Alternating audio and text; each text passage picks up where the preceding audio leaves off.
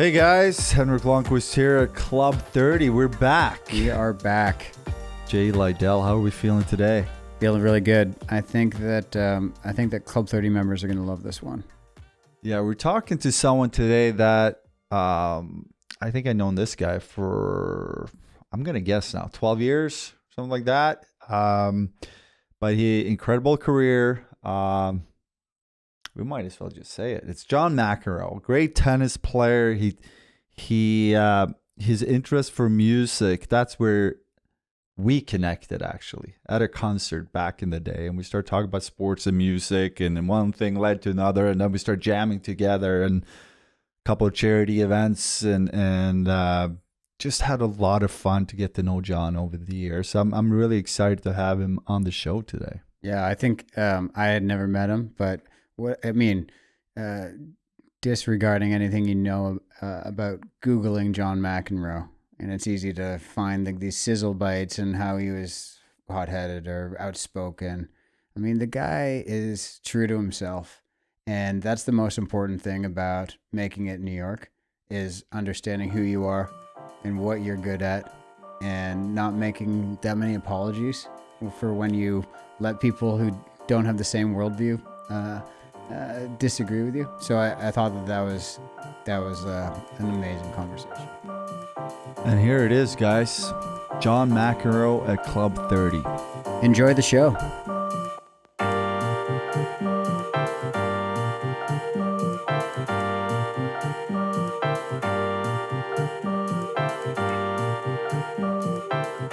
He's a 7-time Grand Slam winner. He's the only player to be ranked number 1, singles and doubles at the same time. Welcome to Club 30, tennis legend, Hall of Famer, and rock and roll lover, John McEnroe. Drum roll, right? Drum roll. You're a rocker. I mean, there should be a drum roll. We got a guitar. That's about it. Do that next season. But you just came back from Florida. Yeah. We actually watched you play pickleball. It was a pickleball slam. Yes. And I also heard your comments going into the weekend that you're not a huge fan of pickleball. No. Well, I mean, I would compare it to, I'm trying to think of hockey, but football that comes to mind, like NFL football. It's like playing arena football. You know, it's like 1/3 or 1/4 the size. So it's an extremely, in my view, I mean, I'm biased. I'm a tennis guy, but it's a poor man's game. You know, the level that you need in tennis, you know, someone's got to be the best at whatever they do, but it's a lot easier to be a lot closer. You know, it's an equalizer. So the reason I don't think it completely sucks is that I get to play with my friends, and they like it, and they think they can beat me, and they forget that I know a little something about the court, like the geometry of a court, even if it's smaller. Yeah. But, you know, I don't like what it does to my body. You know, like the day after I played the pickleball slam, the back wasn't feeling too good. I'm not a spring chicken anymore. I know this is hard to believe, telling Very all hard. this hair, the color of it. But so I realized before, like a week or so before, I'm like, oh, my God, I haven't really been playing at all. Hopefully they're not playing. Then all of a sudden I hear Agassi and Roddick have been practicing, and Agassi's been with the pickleball pros. And I'm like, oh, great. And then the days leading up to it, Michael and I got thrashed by a couple people. I'm like, who the hell are these people? Type of thing. You know, like, you know, go to a local club and get your ass kicked. Wasn't too into that. So that's also like a wake-up call, because I figured, like, at least I've been out there, and I mean, not too much now, admittedly, out there, you know, and with a lot of people. I mean, for a pickleball match, I think there was like 4,000 people, and we're on ESPN. So I'm like basically shitting in my pants. You know, don't make a fool out of yourself. But I just have to say, tell you a funny story. I was out at Randall's Island last week. I was talking to your brother, Patrick, and we were talking about this event, and he said, well, John's going to be very honest about how he feels about pickleball. And as we're talking, his phone vibrates, and he gets a notification from ESPN where you said, pickleball makes me want to throw up. So it was kind of funny as we're talking about it, the statement came up. But I wonder, after this weekend, has it changed your mind a little bit? Well, what I'm hopeful for, actually, is that I did have a couple of friends who've come up to me and said to me, they actually like tennis more because they understand like sort of what it takes in a way. They're on using a racket, and so then they're like, oh, that's made me more interested in tennis. So I was hoping it will be a win-win because from what I'm hearing, the fastest growing sport in America, pickleball. I'm like, give me a break. And also, like, I don't know, the name is pretty bad to begin with. Who named it? Some guy that owned a pickle company, or it's I don't know.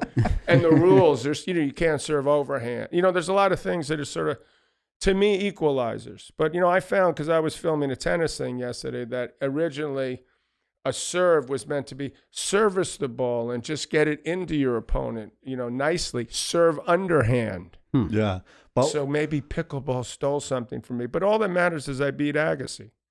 Okay, that was a big win. That was a big win. It's a big win, and because early on he was, up on me pretty good, and he's like, "All right, John, how you feeling over there? You feeling a little tight?"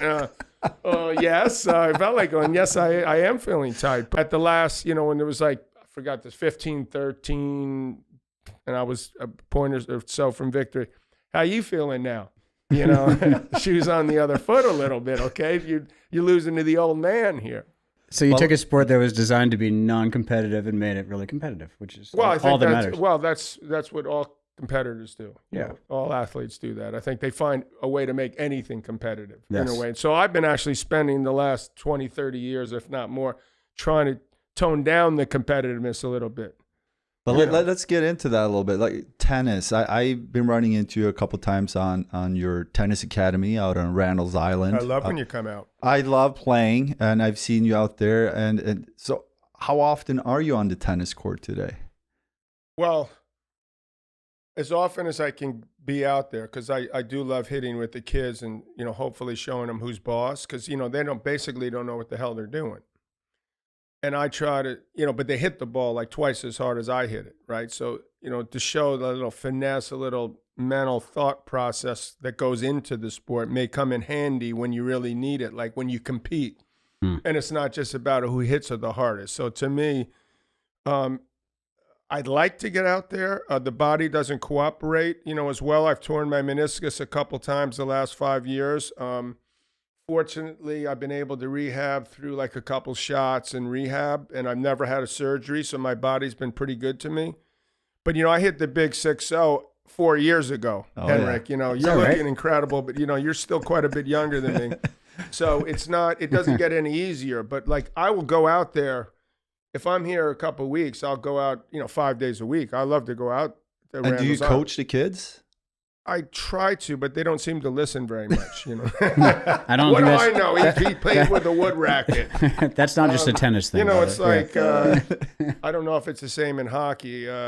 If they pay any attention, well, it still seems to be pretty close to the same. But in tennis, it has changed quite a bit. Yeah. The surface, the strings, the balls, the this, the that. Players have gotten a lot bigger. I'd like to think the kids listen. Hopefully I'm sort of my goal is to be like the inspirational leader. That's what I want to do. I want to sort of get that extra 5-10% out of them. And that could be the difference between getting into a great college, a scholarship, possibly making it on the pro circuit, possibly doing something big, and being an also-ran. That's what parents and the kids don't understand. Unfortunately, the kids are easier to teach than the parents. The parents are telling me how to, how it's done now. I'm like, excuse me? Yeah. And is that extra 5 to 10, is that, given these, I'm assuming these kids are pretty gifted physically. Is it predominantly that mental edge, or? I believe so. Yeah. But obviously we're looking for the next, superior athlete. You want Michael Jordan to walk in and say, I don't want to play basketball, I want to play tennis. That's sort of the idea behind my academy, because I grew up in New York City. I'm biased, I admit. I think it's the greatest city in the world. I've had a lot of great experiences here, lived here my entire life. So I'd like to see the ultimate win-win for me would have this academy and someone come out of, Manhattan or the Bronx or Queens and win like a U.S. Open. That would be like the ultimate for me. So it's a dream. I did it. I grew up in Queens. I had more advantages. Even my father, who was a lawyer and eventually became a partner in a law firm early on, needed scholarship money. So it's, it's too expensive for most people. So we're trying to raise as much money as possible So all you millions listening, please donate to the Johnny Mac Tennis Pro. No, no, it'd be great. You know, we're trying to sort of change the thought process that goes into like making it, because you know, everyone thinks you gotta leave your house at 10 or 12 and you gotta go to Nick Balateri's in Florida and you gotta train 8 hours a day when you're 12. Me personally, I would have quit the game if I had to do that. So I'd like to provide an alternative to kids. I actually went to school, high school. I took the subway and the train every day to New York. It was like an hour each way. It was like a eye-opening experience. I think it kept it real for me in a lot of ways. I made it to the semis of Wimbledon when I was 18 years old before I went to college, but I went to Stanford for a year. I was 21 in the world when I entered college. You know, the highest ranking since then anyone's is like 600, you know, so it was like most people were telling me not to do it, but I think the experience of going to college was helpful to me, sort of give me time to mature. You saw how cool I was on the court when I met. But it helped in a number of ways. One is I liked to be part of a team. You know, you spent your whole life being part of a team. I didn't. That outlet for me was really important as a kid, you know, to play basketball. I played a couple of years of high school basketball. I played 4 years of soccer in high school. I think that's unusual. So I would like to show the kids out there it can be done a different way. You know, people convince them, oh, no, you can't. You got to specialize from. Mac was back in the dark ages. You know, you can't do that now. But I really don't think that's the case. And you see probably there's been not the superstars, not yet Nadal or Federer or Djokovic, obviously. But there's been some top 10 players. Kevin Anderson went to college, got to 4 or 5 in the world. Isner hit 10. This guy, Cam Norrie. There's a lot more kids coming out of college. And so that's the thought behind my tennis academy. We do spend more time indoors. It gets cold in New York. So what? You know? Oh, or they, God forbid, played other sports a little bit. Don't you think that's good for their, I think, mentally and physically? When you played, obviously people have an opinion, and you were pretty loud out there at times. And I could see myself in that, like a lot of emotions. But thinking back, Swedes are very emotional. They're known for being total extroverts. You can tell exactly what Borg was thinking. I want to know, when did you play your best? Was it when you were calm and collected, or when you were emotional? And because for me, playing the game, that was like a fine balance where I try to be calm, but I need to be on edge a little bit to be a little aggressive. So to find that balance where you're not too aggressive, still calm. I felt like that was something ongoing that I had to work on. But do you remember when you were playing? Like, when did you play your best? I'm not sure I was ever calm. But I get your point is well taken. You don't want to be where you start, hurting yourself. And I think there's a point where you can push yourself at times. When you say you feel a little flat, you sort of just get it going, in a way. You sort of just get a little louder, I would say. But generally, you always want to feel, believe it or not, to me, I was always under control. I took it to the limit. I got defaulted once in 15 years on the tour because the rules changed, and I didn't know the rules had changed. At the Australian Open. Yeah. I was like, damn it, Sergio, this guy who was my manager, forgot to tell me there was a rule change against Pernfors of another Swede. But I think that I had a pretty good idea of when to, pull it back when necessary. Yep. But there were times where I felt like I sort of lost it and hurt me. And other times where, like when I played Borg, I didn't really need to do anything, because if I did anything, it was magnified like 5 times, because he never did anything. I mean, you're like, do something. Do something. I remember we played an exhibition once where it was me, Borg, Connors, and Gerolaitis, my late buddy Vitas Gerolaitis. We were playing in Germany, and I played Connors, and then Vitas played Borg, and they played a long rally. And at the end of the rally, under his breath, you could hear like a pin drop there. Borg missed a shot and goes, shit, right? Vitas got down on his knees and looked up to the sky, and the crowd gave him a standing ovation, because he showed some emotion. So, like with him, I didn't need to do it. With Connors, we were so like, 2 bulls in a china shop just sort of going at each other that it felt like, whoever completely lost at first was the guy that might go down. But, we were always pushing each other to sort of like lose it a little bit. But, in certain ways that was very exciting. You talked about, I mean, the game has changed a lot, and you look at old sports and it's more intense. The players are, I think, well prepared to take the next step, the way they train, but also the knowledge. But you make it sound like we didn't want to do that. No, but it's just kids growing up today, they have so much knowledge because they can watch it in a different way. I remember when I started playing hockey, I couldn't really watch it. And now you can watch highlights. There's so much feedback constantly, and you can see a lot of the kids, they crave the feedback to get even better. Sure. But I wanted to ask you, what do you think are the ingredients to become a really good tennis player? Like, what do you need?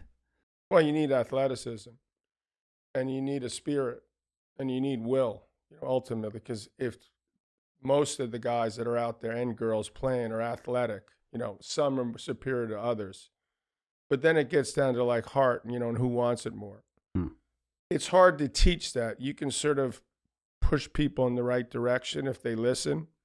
I didn't like looking at stats that much and analytics and all this stuff that you hear about now.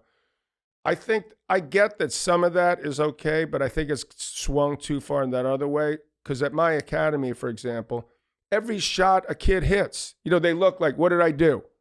Right.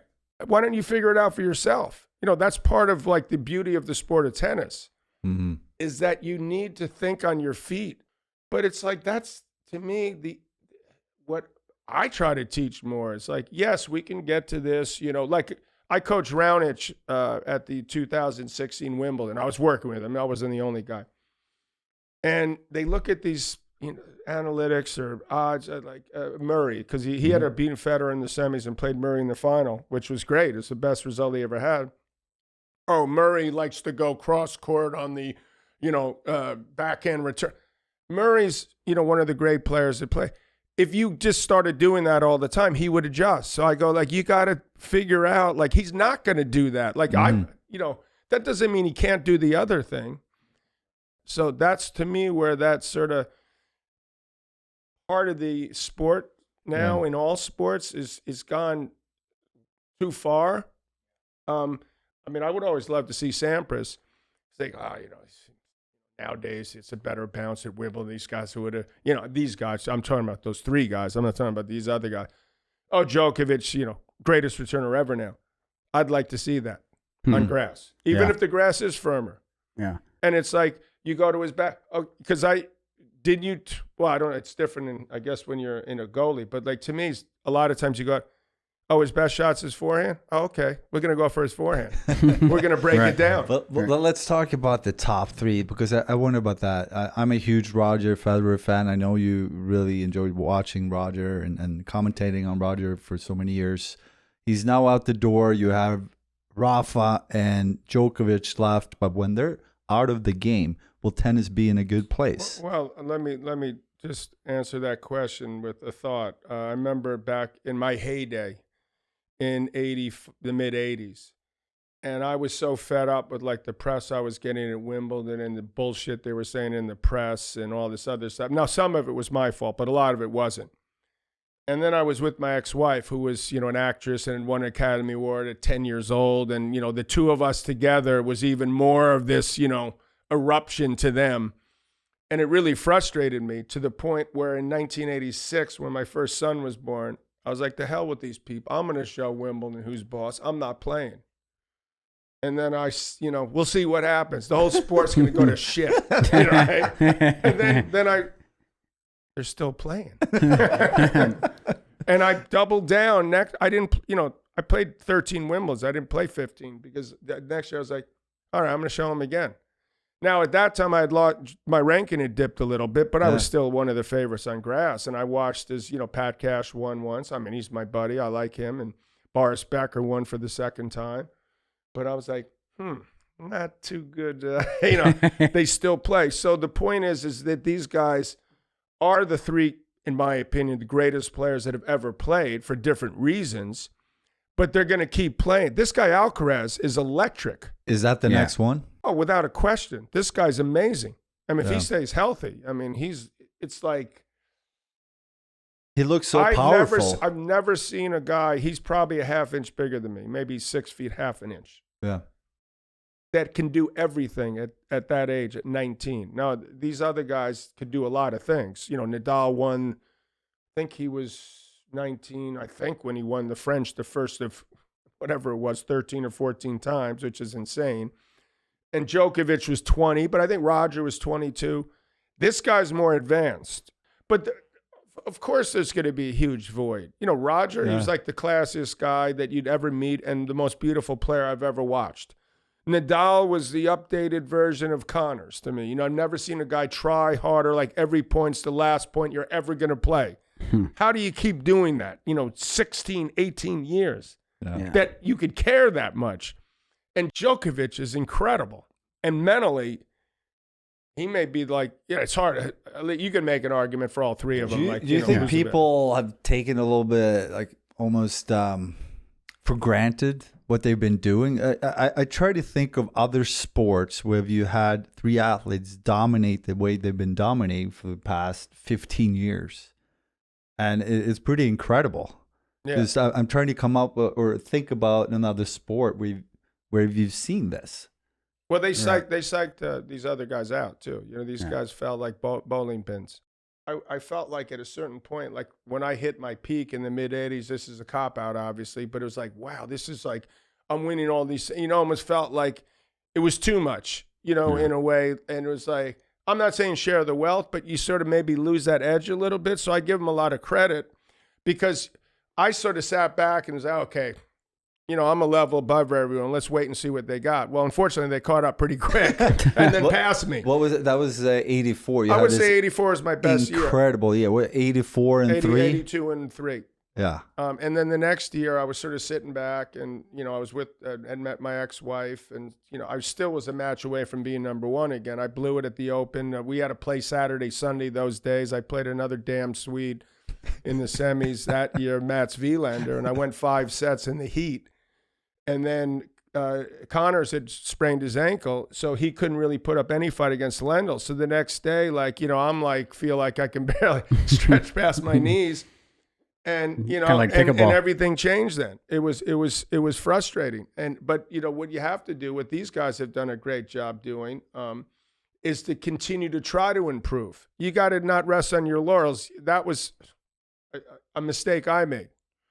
And then when you play catch up and all of a sudden it's like Boris Becker comes along and you're like, I've never seen a guy at 17, 18 years old serve like that. How the hell is this guy doing this? It was incredible.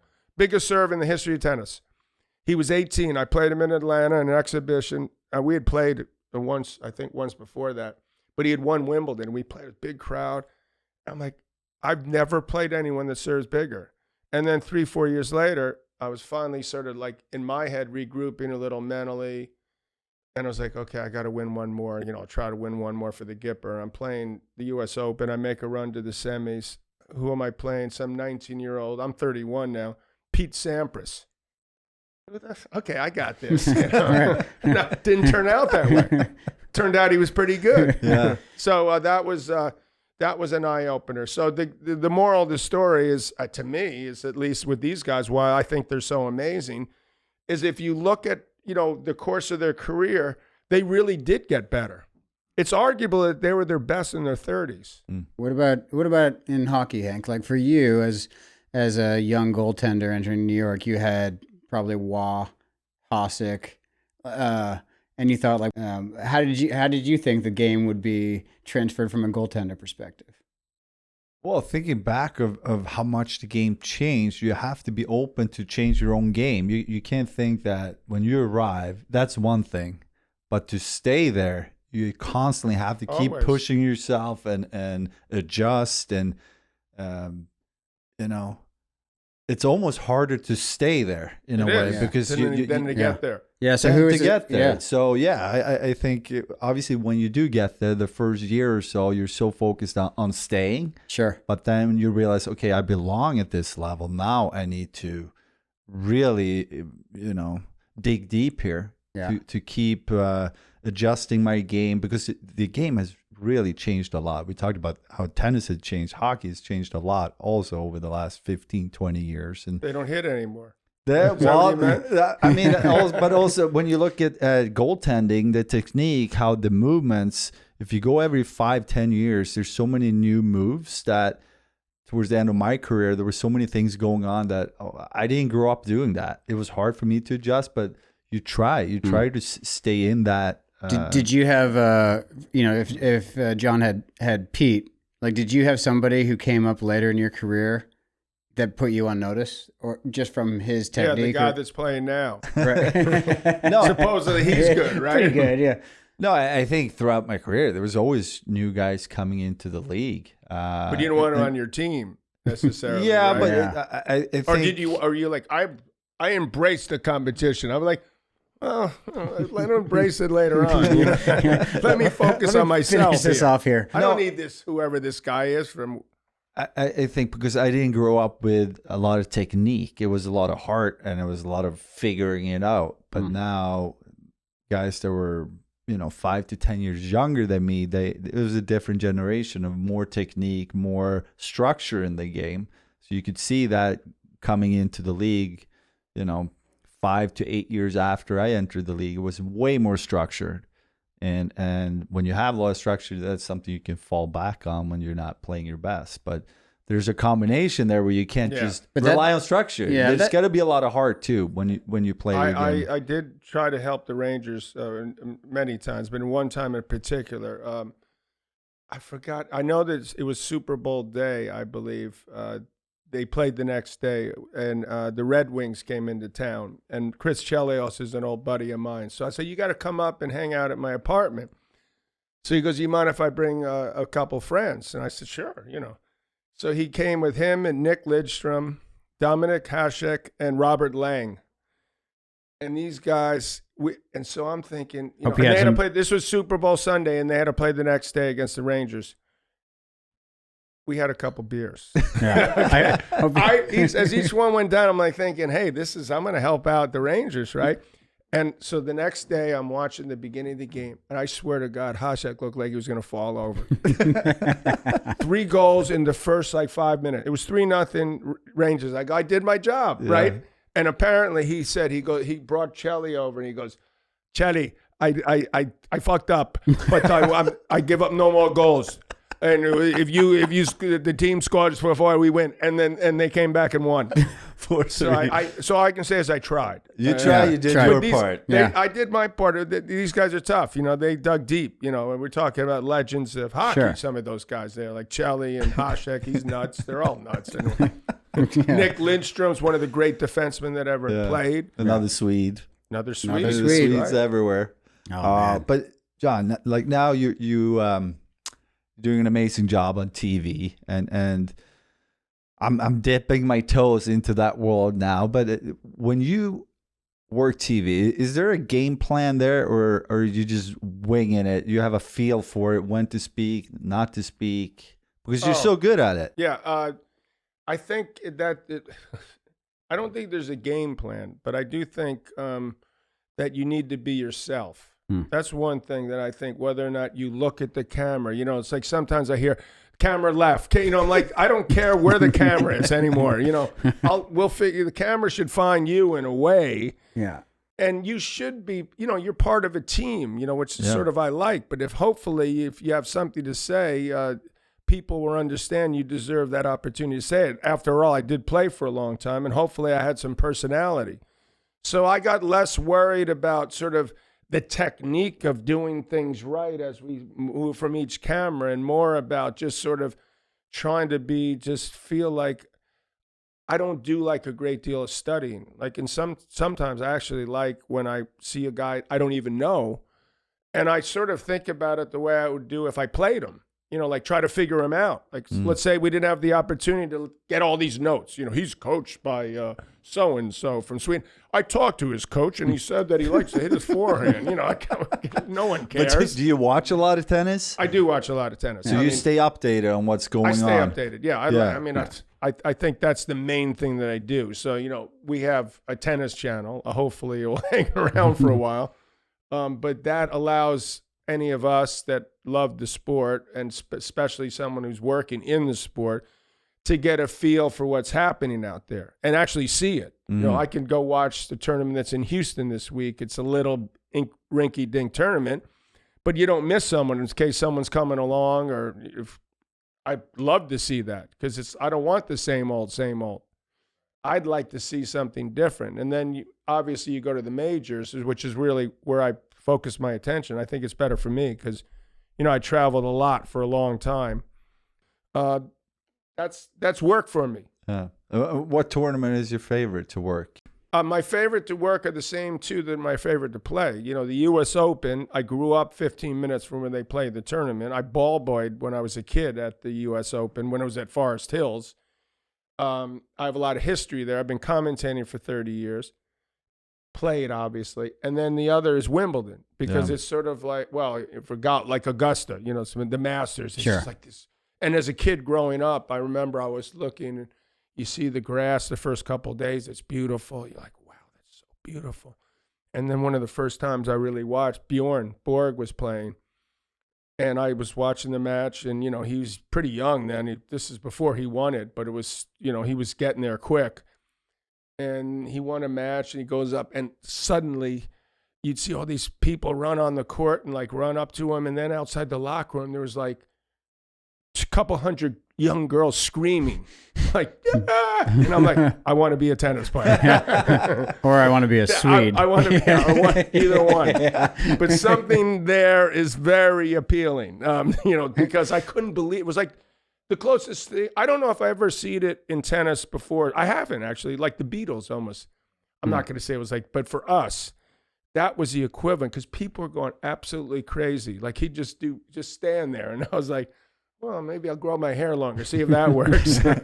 I remember a few years ago, I brought a friend to Wimbledon, and we were hanging out. We were chatting to Federer during the day. We were watching play. And then at night, I met up with you, had a few beers. And my buddy looked at me that night. He's like, you know, I can't come back here now.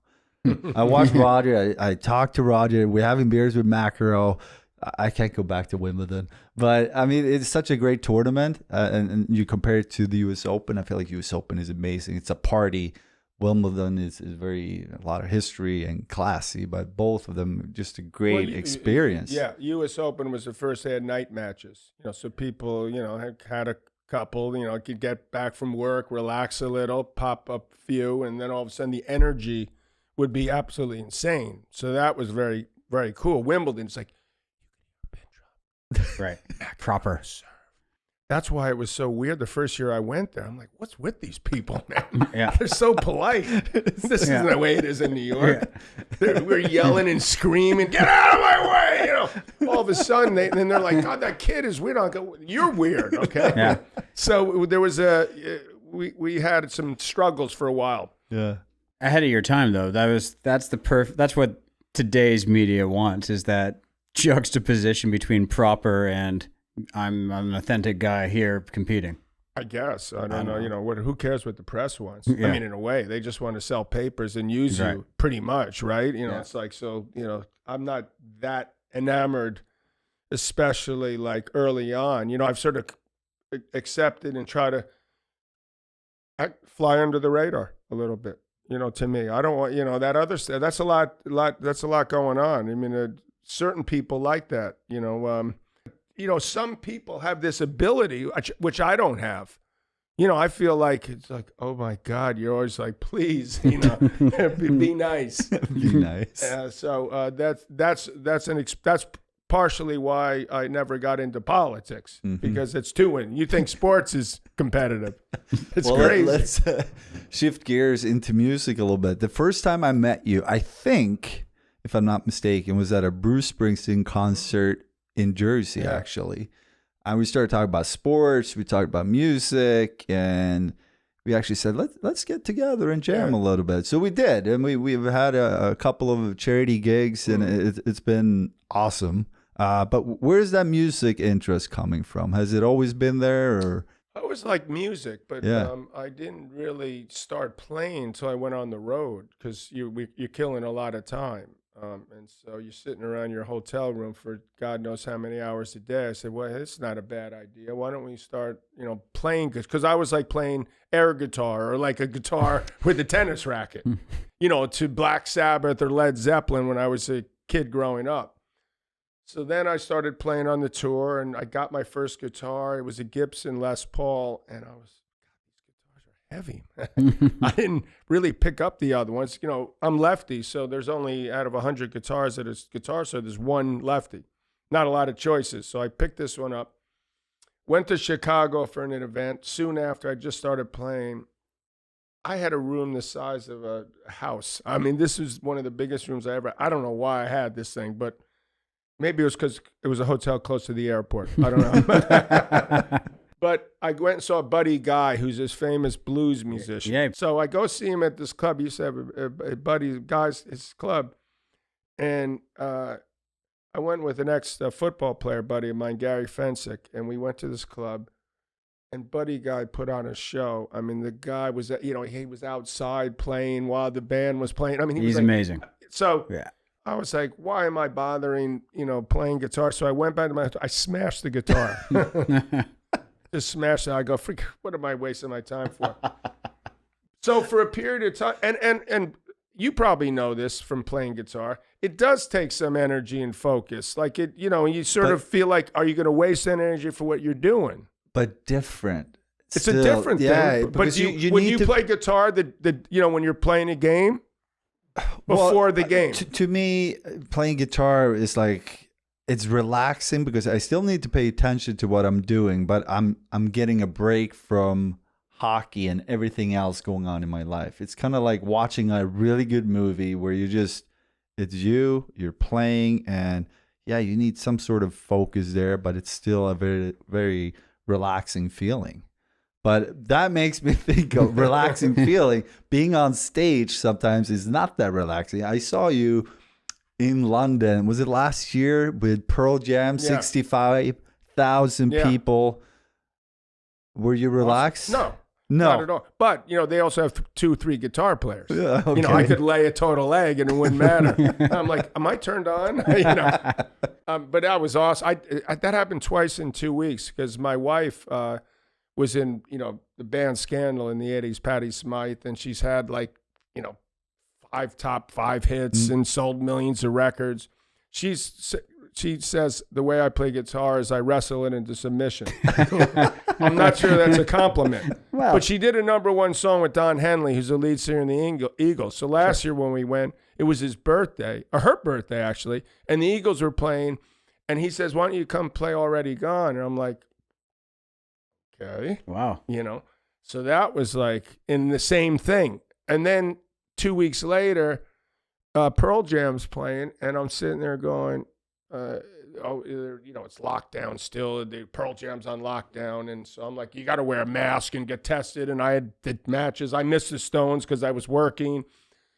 And that's like a legendary place to see music. And Pearl Jam I get there finally, it's a little late, and I'm wearing this mask, and all of a sudden I see Eddie. I think he sees me, and then it's like, oh, he's just saying, you ready to play? Like mid there. Oh God. Patty's not really giving you any tricks, and she's like, she's letting you do your thing, but she that's stays about very far away. I've got my son-in-law recently. I just played a show a couple days ago down in before the Pickleball.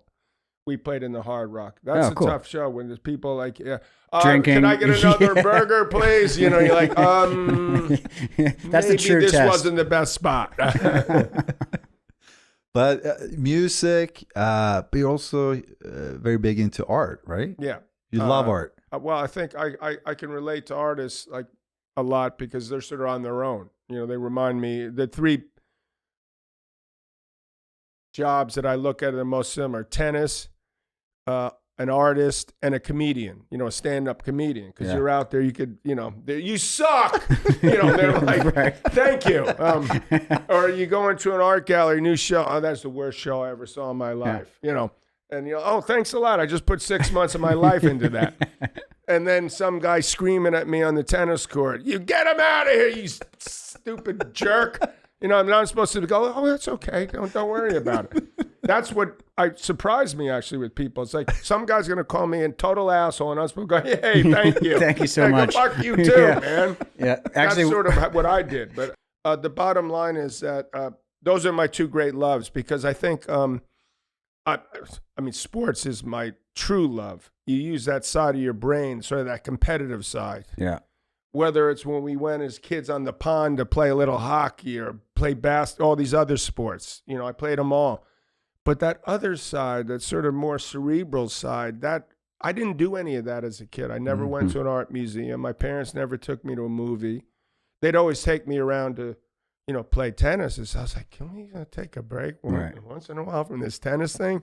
But it worked out. Yeah. So I got to look at the bright side. But I was a little late to the party, maybe. So that's why I think I appreciate it more. My late buddy, Vitas Gerulaitis, was the guy that started taking me down to Soho, which was sort of the epicenter in a way at that time of the art scene. probably still allowed to play music back then. I'm sure you could. You know, there was a lot of people playing, you know. That was the legendary days of CBGBs, you know, go Sure. see the Talking Heads and the What was- Ramones, all these What was the bands. first piece you bought? First remember? piece I bought, I believe, was a photorealistic piece. It was like photorealism. I was like, oh my God, it looks exactly like it would look in a photograph. You live and learn and advance to different things. I mean, I've tried to be open to everything just because Sure. there's so many great things you could look at, whether it's a piece of sculpture, whether it's abstract. I didn't get abstract for a long time. Mhm. I'm not sure I totally get it now. You just always get a female nude, you know. Well, I could always look at a female nude. You know, male nudes tougher to resell. You know, say so. There's certain criteria, but a lot keeps changing. Photorealism had its moment. You had all types of different art all through the decades. I mean, Basquiat was. I never met him. I did go once with Steve Rubel, who owned Studio 54, to, I believe it was the Palladium or Xenon, the next place he was opening. And in the place, while we were walking, he was showing me the place as it was about to open. Basquiat, like Kenny Scharf, Keith Haring, and I forgot, Clemente, another artist, were painting away like he give you a couple grand to paint the bathroom or something. Right. And you didn't realize how, like, wow. I mean, it turns out Basquiat's like, you know, Rafael Nadal or something. Mhm. Yeah. You know, some of it perhaps is because he died, unfortunately, so young. But I got an opportunity because of tennis to sort of meet a lot of people, get to go to a lot of studios if I wanted to, just see things that I wouldn't maybe normally have the opportunity to see otherwise. And that made me appreciate it that much more. And the music was like the ultimate, though, because, you know what I mean? Like Robert Plant or whatever, you know, like Led Zeppelin is my favorite band. You know, I'm sitting there and he's like, oh, great, mate. You know, it's Yeah. love watching you at Wimbledon, you know, sort of buttering me. I'm like, what? You know? And then, you know, in the mid 80s, there was a period of time where they were saying, McEnroe, suspend him for a year. These old farts in the tennis federation. He's bad for tennis, whatever. And I'd go to like a party, whether it was like a quote unquote Hollywood party or something like that, you know, and I'd meet, not to drop names, but, you know, Mick Jagger, don't change a thing, right? Jack Nicholson, don't change a thing. Who am I going to listen to? Those two or some old fart that works for the U.S. Tennis Association? You know, come on. Totally.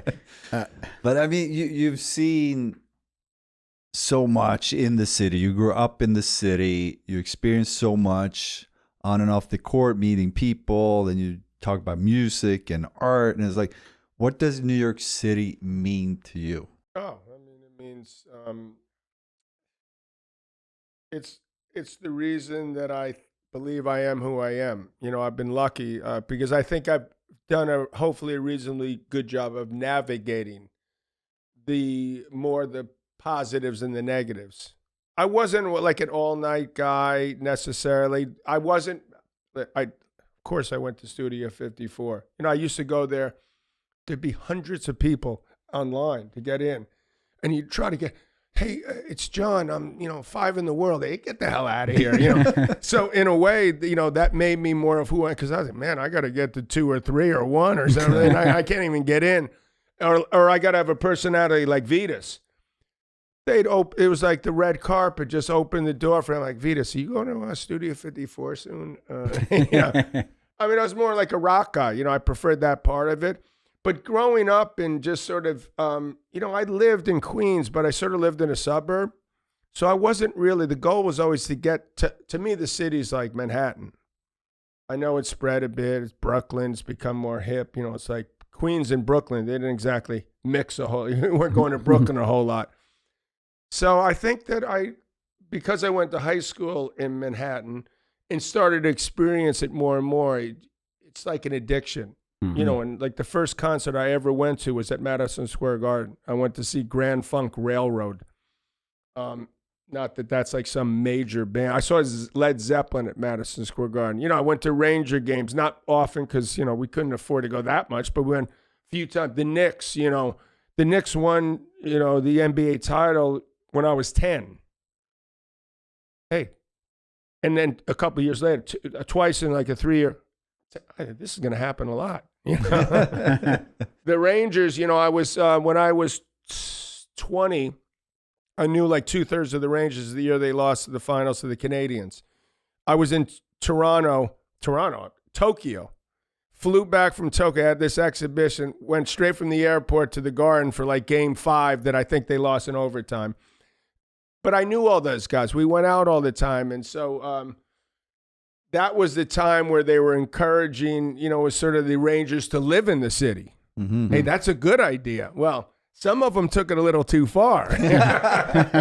That's weird. And, I'd be around, okay, and I don't want to be part of hurting the Rangers. I want to hurt the opponent like I tried with the Red Wings.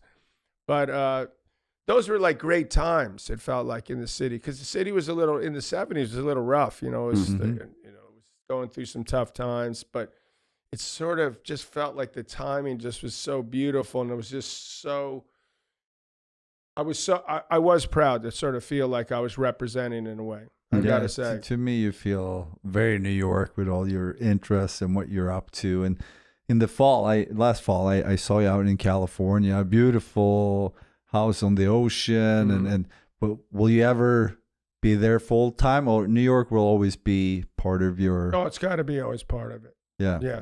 I don't know if I could live anywhere full time.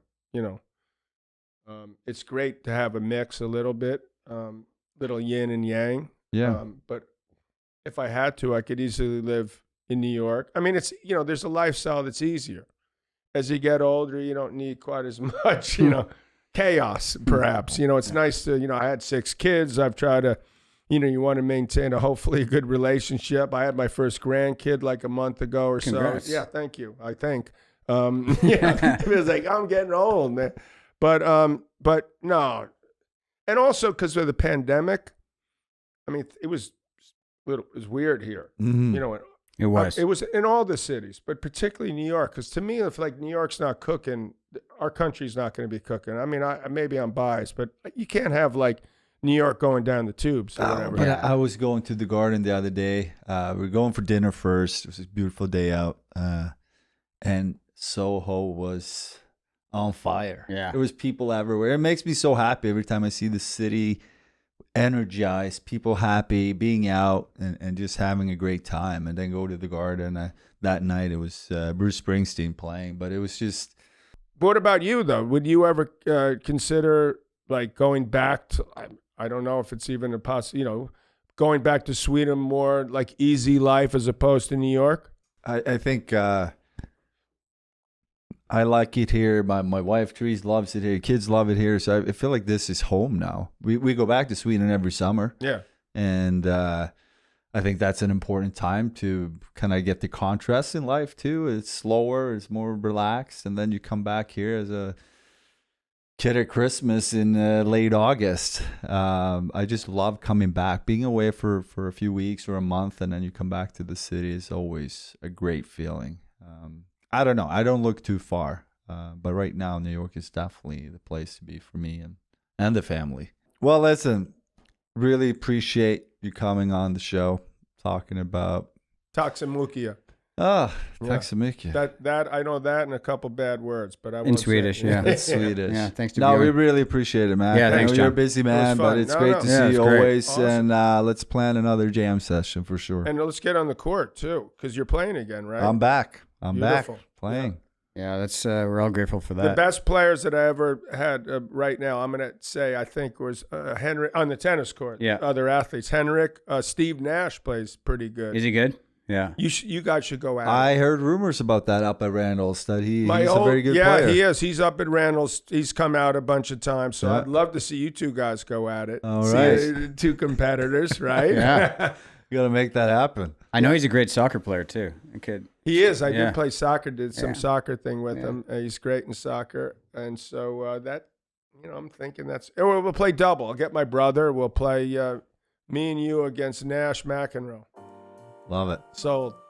Love it. Love it. Well, thanks again. Thanks a lot. Yeah. Thanks Really for having appreciate me. it. Thank no you. worries. All right. Thanks for listening, everyone. I hope you enjoyed that conversation with John. A lot of fun stories. I couldn't stop laughing a few times there, but it's just great to hear some of the old stories and his perspective on tennis today and where it was and where it's going. To be honest, I thought he was going to put us both out of a job because we didn't really have to do much in this one.